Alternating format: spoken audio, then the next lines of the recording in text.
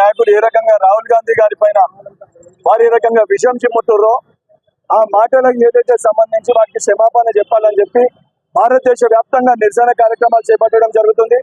ఇప్పటికన్నా ఏదైతే రాహుల్ గాంధీ గారికి ప్రజల్లో నుంచి ఆదరణ తట్టుకోలేక జీర్ణించుకోలేక రేపు పొద్దున ఏదైతే భారతదేశానికి వారు ఆదర్శంగా రేపు కాబోయే ప్రధానమంత్రి అని చెప్పి అధికార పక్షంలో ఉన్న బీజేపీ పార్టీ ప్రజలకు ఇచ్చిన హామీలు ప్రజలు పడుతున్న ఇబ్బందుల గురించి మాట్లాడకుండా ప్రతిపక్ష పార్టీ నాయకుల గురించి అవహేళనగా ఏదైతే ఇందిరాగాంధీ గారికి పట్టిన గతే రాహుల్ గాంధీ గారికి పడుతుందని చెప్పి మాట్లాడుతున్నారంటే వారి విజ్ఞతని వారు కోల్పోయి మాట్లాడుతున్నారని చాలా స్పష్టంగా కనబడుతుంది.